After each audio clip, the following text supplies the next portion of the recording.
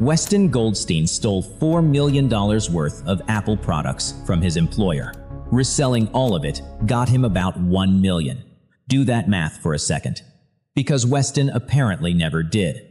He was the senior director of engineering at the Big Ten Network. The guy trusted to buy the company's computers. And for 7 years, he put iPhones and MacBooks on the company card and quietly flipped them online. $4 million out, $1 million back. And now a judge says he has to pay the company back every last dollar of the $4 million. Weston got 28 months to think about it. Start with the card.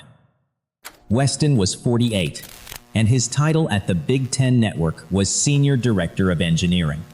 That is the sports network you flip past on a Saturday, the one carrying college football out of the Midwest. Engineering there was about running the gear. Cameras, servers, editing bays, and the small mountain of computers a television operation burns through. Weston was the man who decided what the company bought. Which is the whole story right there. When buying the company's computers is your actual job, nobody thinks twice when you buy a lot of them. A television network runs on Apple, editors on MacBooks, producers on iPhones, iPads on every desk. Ordering that gear was a normal Tuesday for Weston. He would put it on a company credit card, log it through the company's own purchasing system, and mark it down as a business purchase. 2 words, typed into a box nobody ever read. A card, an order, and that was the whole machine. And think about what $4 million of Apple gear looks like. A MacBook runs a couple $1,000. An iPhone, maybe $1,000.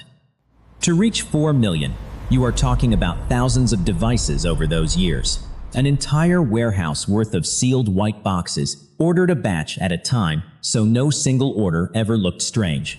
A dozen here, 20 there, folded into the normal noise of a company that genuinely does buy a lot of computers. And nobody looked twice, because nobody had a reason to. When the head of engineering buys 12 MacBooks, that is just a normal Tuesday. He was the person other people checked with. There was nobody above him going through the receipts, because signing off on them was his job. He also did not stop at his own card. Prosecutors say Weston talked co-workers into giving him access to their company cards too. And you can hear how easy that ask was. He is the boss. He is the guy who buys the equipment. And he walks over and says he needs to run a purchase through their account. Of course, they said yes. Turning him down would have been the weird move. And those co-workers were not in on it. They were people who trusted their boss, handed over a card when he asked, and had no idea their names were now sitting on purchases that fed a resale operation. The damage went beyond the company's money. He spent the goodwill of everyone around him, the plain assumption that the guy in charge is doing his job, and he burned it down for boxes of phones. Then the pandemic hit, and the little bit of oversight that did exist got thinner. Everyone went home. Offices emptied out. Nobody was walking past anybody's desk, and the paperwork moved through screens instead of hands. Prosecutors say Weston used exactly that stretch to push harder. Less watching, more buying. This ran from 2016 all the way to 2023, 7 years in total. This was never a one-time grab.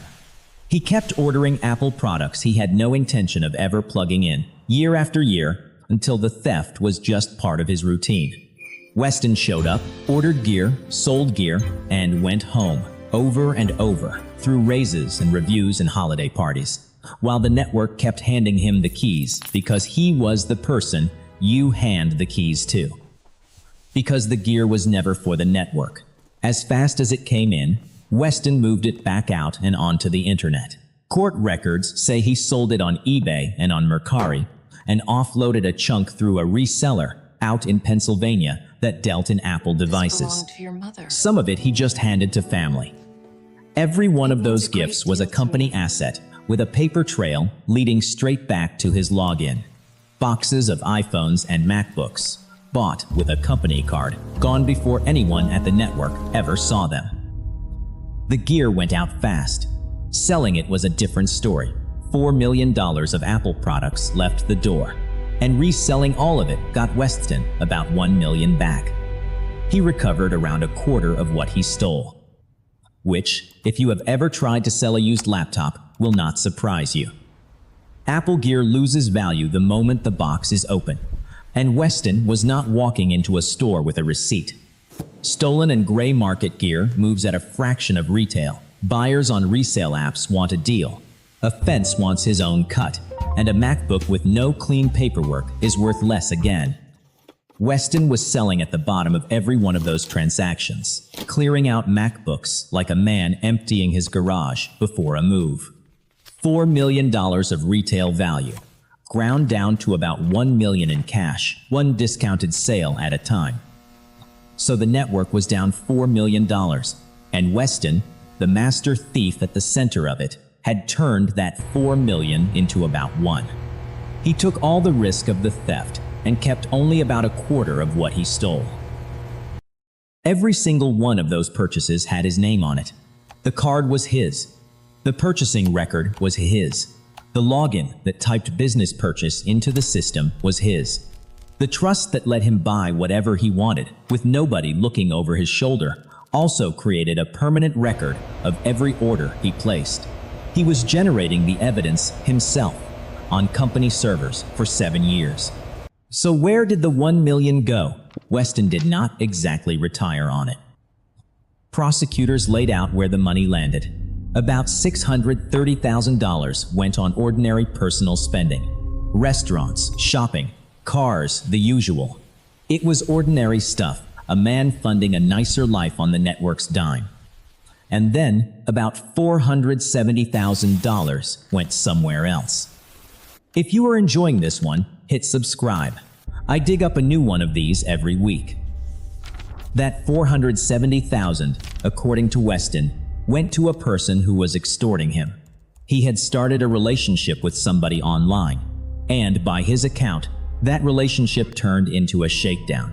So he paid. Nearly $500,000 of it, gone to a person he could barely name. Look at the shape of that for a second. Weston stole $4 million from his employer. He recovered about $1 million reselling it, and then he handed almost half of that to somebody he met on the internet who, he says, was squeezing him. He robbed a television network to fund a relationship, and that relationship then drained almost half of what he had managed to keep.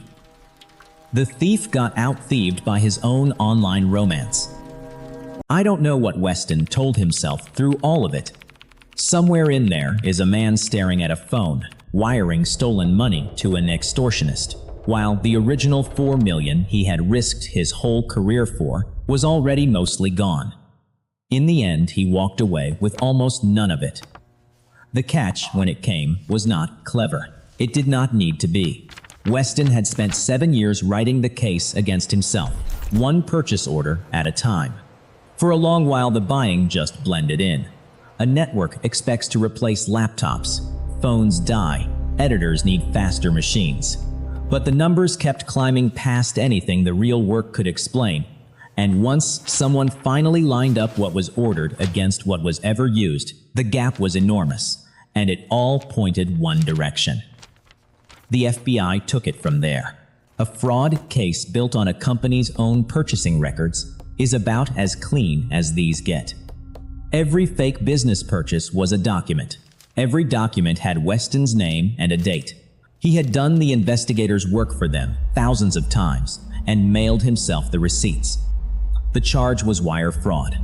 Every order, every listing, every payment ran across wires that crossed state lines for 7 years, which is what turns stealing from your boss into a case the FBI and a federal judge take off your hands. Weston was charged in July of 2025. He pleaded guilty. And this past July, a federal judge in Chicago handed down the sentence. 28 months in prison. And then the number that lands.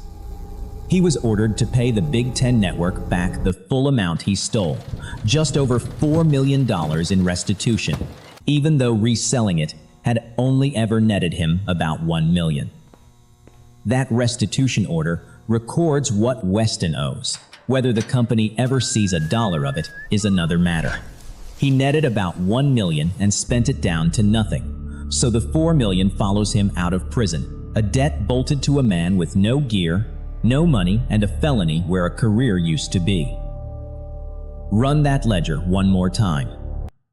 Weston took $4 million in Apple products. He turned it into about $1 million in cash. He spent roughly $600,000 on himself and gave nearly $500,000 to somebody extorting him. And now he owes all $4 million back, from zero, while sitting in federal prison for the next 28 months. Getting caught was the least of it. He had built a scheme where even the best case still lost him money. It all traces back to that card and to two words: business purchase. Weston Goldstein had the one job where the theft and the paperwork were the same motion, and he did it thousands of times with his name on every line. The gear is gone. The $1 million he made is gone. The relationship that ate half of it is gone. What is left is a restitution order for $4 million he does not have. 28 months to think about it, and the simplest fraud in the world running underneath all of it. He bought company computers, and then he sold them. That was the whole plan. The math was never going to work, and Weston is the only one who did not run it. More stories like this on the channel.